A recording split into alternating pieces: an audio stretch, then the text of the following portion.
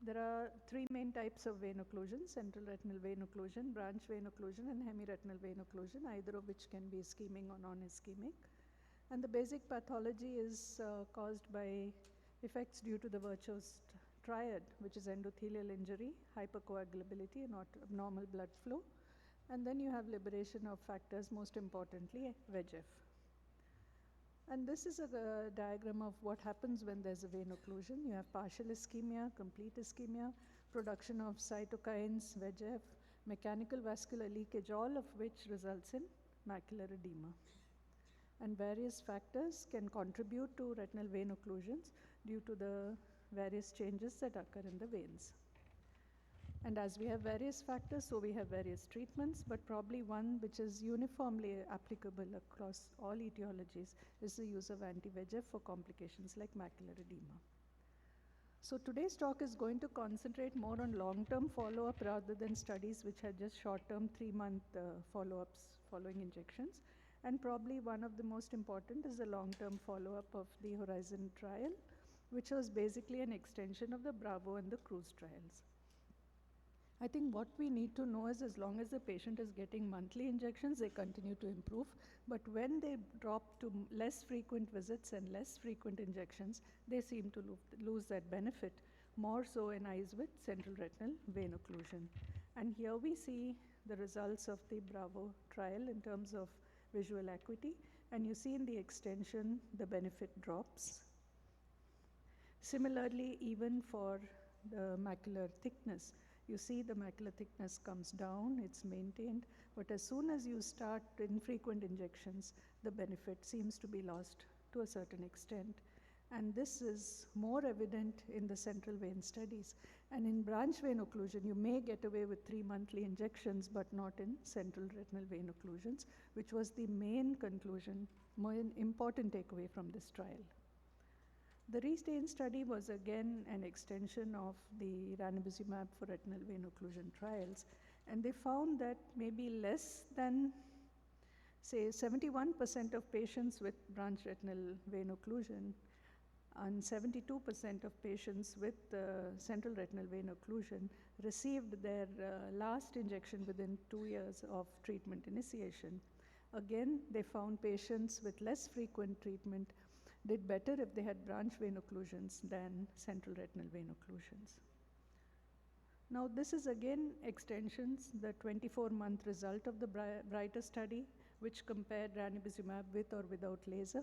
And they found that ranibizumab with or without laser did better than laser alone. And here you see the top is the patients who had ranibizumab with laser, with or without laser, and the gray lines are those who had laser alone or laser followed by ranibizumab. And the benefit of the anti-VEGF injection is quite obvious until the last follow-up. Similarly for central retinal thickness. The Copernicus and Galileo studies studied the effect of aflibercept. There was a slight difference between the two, but again here, patients who received intravitreal aflibercept did better than those who had sham. And though you started treatment later, after 6 months, you could, if you were in the sham group, you could move on to the injections. Though benefit was there, it was not as good as starting treatment early. Again, this study supported earlier treatment in cases of macular edema due to vein occlusions. Here again, you see that the benefit of early treatment is significant compared to sham and then switching to injections. The Crystal study studied central retinal vein occlusion in edema. And what were the significant results from the study? The visual acuity gain was much better if the vein occlusion was treated less than 3 months than if it was treated more than 3 months. And also the presence of macular ischemia at baseline did not significantly influence the outcomes. But here you definitely see that patients who were treated earlier did better in terms of visual acuity gain. And this is macular ischemia versus no ischemia. Patients with no ischemia did better, but the difference was not statistically significant. And the average number of injections, the mean number of injections over 24 months is something we need to tell our patients, is about 13.1 injections over 2 years in these eyes. Now compare the efficacy of the three drugs. Probably the most commonly used injections are bevacizumab, ranibizumab, and aflibercept. And if you were to look at how many patients did better, definitely all three drugs did better compared to sham. But if we look at the ranking, which drug was more likely to give the patient a 15-letter gain? It was aflibercept. Which drug was likely to be topmost as far as change in best-corrected visual acuity? It was aflibercept. And ranibizumab was more likely to reduce the central macular thickness.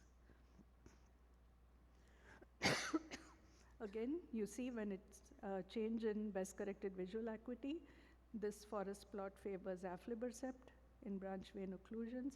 Similarly, if it's looking at the number of injections, definitely less with aflibercept, similarly with central retinal vein occlusions. What about combination of steroids and anti-VEGF? There are about 10 studies. I'm not going to each one of them alone. Probably the combination would give a better visual acuity improvement compared to anti-VEGF alone or steroids alone, significantly better than steroids alone. A better macular edema reduction compared to anti-VEGF alone, but no difference when compared to steroid alone.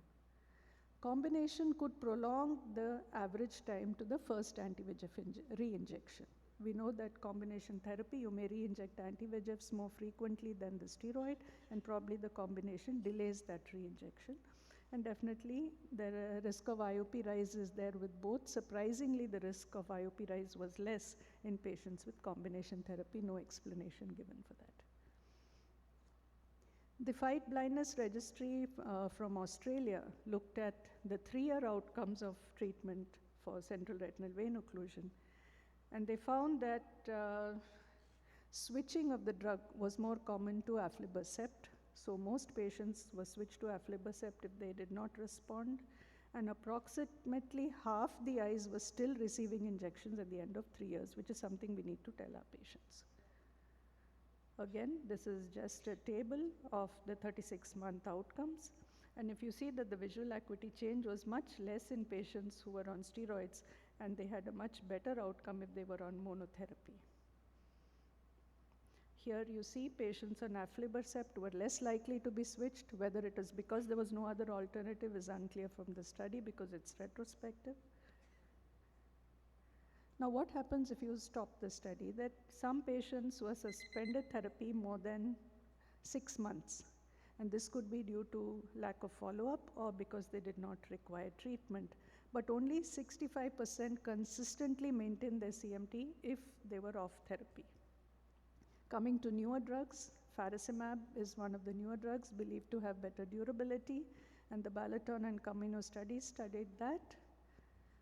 And you see that about a little over half of the patients with branch retinal vein occlusion could go beyond 16 weeks between injections, and probably a little under half of them with central retinal vein occlusion could go beyond 16 weeks. The competitor in this group is AIOS2025-GP24, and they had the recent results of the QUASAR study were there, and it showed that AIOS2025 given after 5 monthly injections, then going on to an 8-week regimen, the patients did better in terms of visual acuity gain and reduction on CMT. So to summarize, anti-VEGF injections, regardless of the agent, when given monthly, show substantial improvements in visual acuity and CMT reduction. However, long-term follow-up, when you move to PRN, there is loss of the initial benefit, which is more evident in central vein occlusions. Early treatment gives better results. Macular ischemia may not influence the outcome to the extent we believe. Combining steroid and anti-VEGF may give a longer time to the first anti-VEGF injection. About 50% of CRVO patients still need treatment in year 4, and the newer injections may help us to increase the interval between injections. Thank you very much, and I welcome you all to Chennai in July for our meeting. Thank you very much for this important overview. I believe we have excellent treatments for vein occlusions. If patients do not that well over time, do you think this is mostly due to undertreatment, or is there atrophy of the retina that eventually will limit what we actually can gain with treatment? I think as far as the studies are concerned and central retinal vein occlusion is concerned, it's mostly due to a drop-off in treatment and that they cannot tolerate a 3-month gap most cases. Atrophy itself hasn't been well studied. Macular ischemia can cause a problem, but long-standing patients, they say if you start treatment after 3 months, 6 months, they don't do well. But I don't think atrophy really has been looked at in the big trials.